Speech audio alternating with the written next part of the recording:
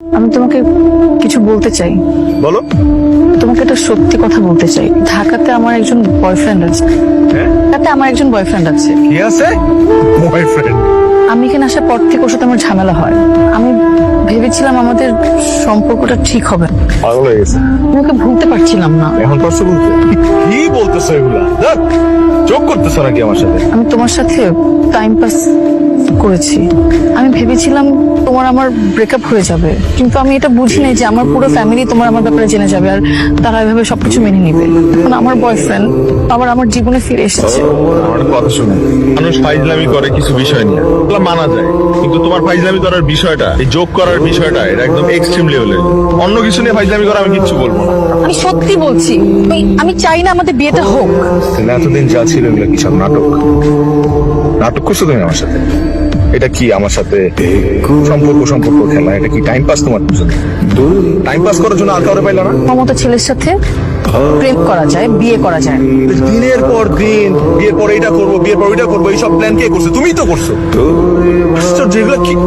ঠিক আছে, আমি আবারও জিজ্ঞেস করতেছি, তোমার ঠান্ডা মাথায় জিজ্ঞেস করতেছি, তুমি এগুলো আমার সিরিয়াসলি বলতেছো না ফাইজলামি করতেছো? করতেছো না? বলো ফাইজলামি করতেছো। বলো না পিয়াসা, ফাইজলামি করতেছো বলো। আমি ফাইজলামি করছি না। পিয়াসা, আমি আবারও জিজ্ঞেস করতেছি, তুমি এগুলো সিরিয়াসলি বলতেছো না ফান করতেছো? যা। আমি ফান করছি না। আমি সত্যি চাই না আমাদের বিয়েটা হোক। তোমাকে বিয়ে করার চেয়ে মরে যাওয়া অনেক ভালো। তাহলে আমার সাথে আমার সাথে কেন? কি ক্ষতি করছিলাম আমি তোর? কি ক্ষতি করছিলাম আমি তোর?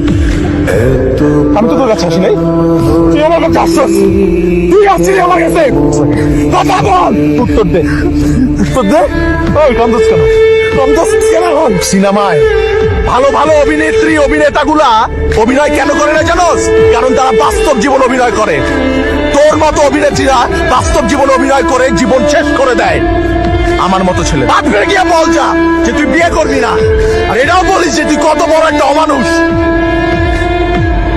বাবা আমাকে মেরে ফেলবে, তোমার পায়ে ধরি, তুমি আমাদের বিয়েটা আটকাও। আমি চাই না তোমার সাথে আমার বিয়েটা হোক। কি মনে হয় আমার? কি মনে হয় আমি ডাস্টবিনের ময়লা? হ্যাঁ, এই প্রথম আমার মাথা ক্র্যাক হয় নাই, কারণ তুই ব্যথাটা আমার কলিজায় দিছস, আমার মাথায় দিস না, আমার কলিজায় দিছস তুই ব্যথাটা। আমি তোর বাপরে গিয়ে বলতেছি যে আমি তোর বিয়ে করবো, আমি বলবো। আর দেখ আমার দিকে তাকা, এই চেহারাটা তুই জীবন আর দেখবি না, কারণ আমি এই শহর ছেড়ে চলে যেতেছি।